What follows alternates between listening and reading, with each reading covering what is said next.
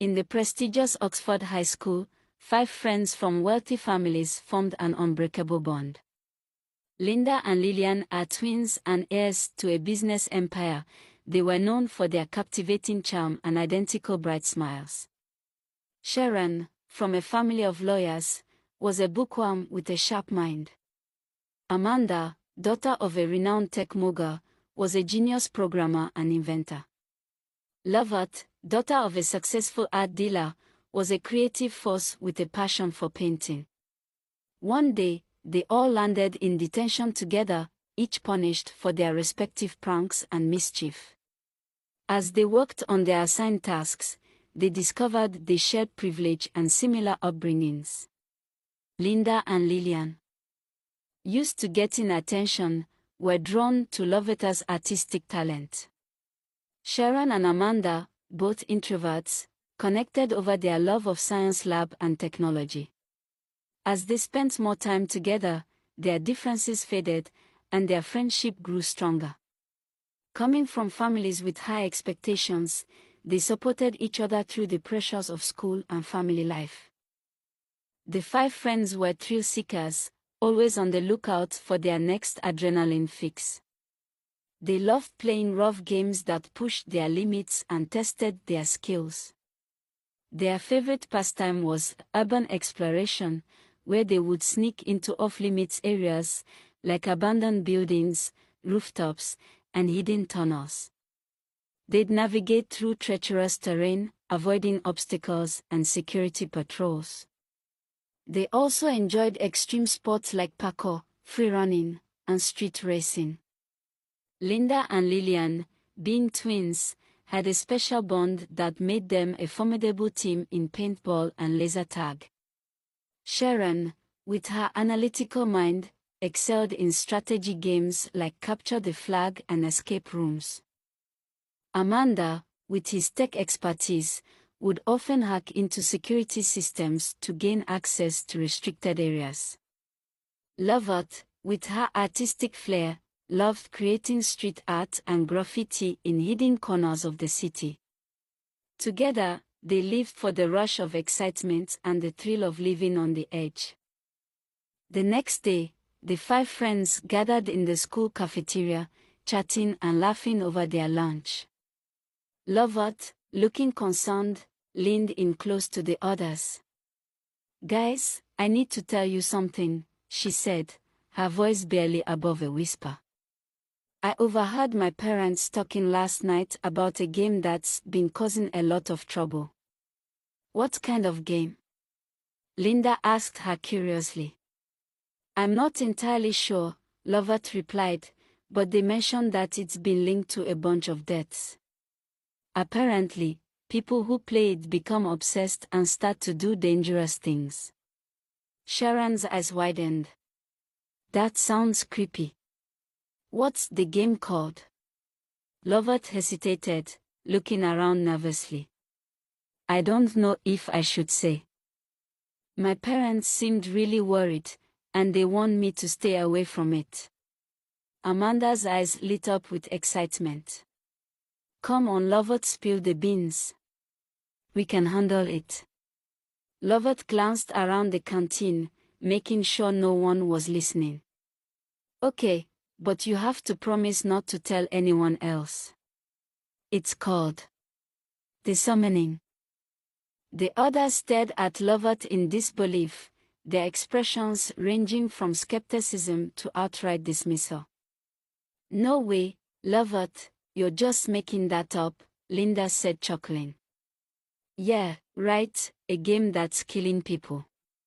"That's just ridiculous," Lillian added, rolling her eyes. Sharon shook her head. "Lovett, you're always coming up with wild stories.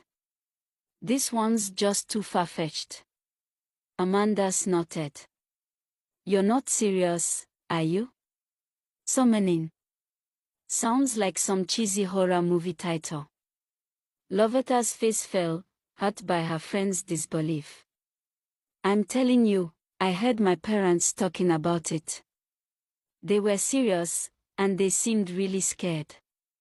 But the others just laughed and teased her, making jokes about her active imagination and desperate need for attention. Lovett's protests were met with more doubts, and soon the conversation moved on to other topics, leaving her feeling frustrated and isolated. The others, still teasing Lovett, decided to take their criticism to the next level.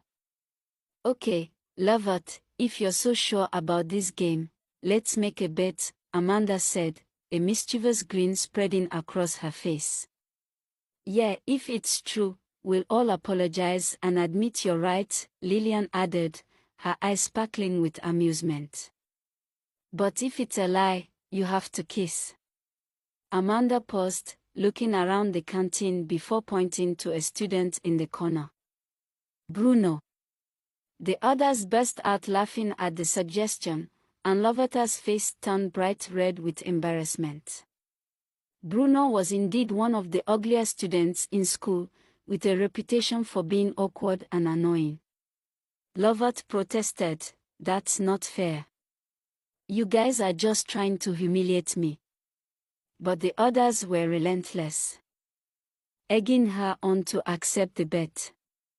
Lovett, feeling trapped and desperate to prove her point, finally agreed. "Fine, I accept your stupid bet. But if I'm right, you guys have to apologize and admit you were wrong."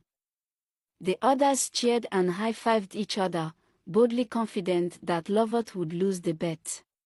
In the hours of darkness, Lovett couldn't shake off the feeling of disgust and embarrassment as she thought about kissing Bruno. The idea of kissing him was unbearable.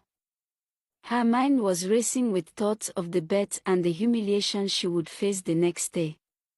She decided to take matters into her own hands and do some research on the game that had started it all. She pulled out her laptop and began to browse, searching for any information she could find about the summoning game.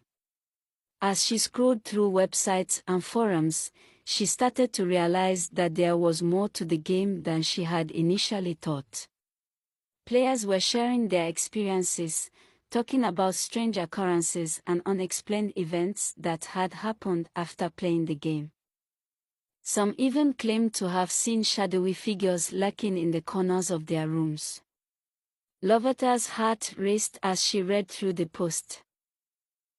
As the night wore on, Lovett became more and more engrossed in her research, determined to uncover the truth behind the game and the mysterious forces that seemed to be at work. Lovett woke up the next morning, feeling triumphant and relieved. She had uncovered the secret of the summoning game and was now confident that she could play it without risking any further humiliation or danger. As she got ready for school, she felt a sense of determination wash over her. The drive to school was filled with anticipation, her mind racing with scenarios and outcomes. She knew her friends would be waiting for her, eager to see her kiss Bruno, but she was prepared.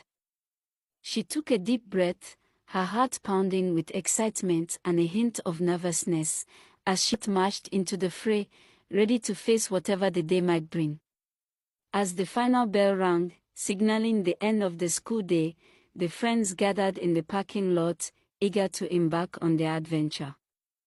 They had all bought the necessary items, flashlights, snacks, and foods.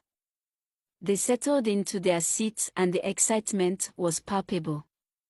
As they embarked on their quest and journeyed deep into the forest depths.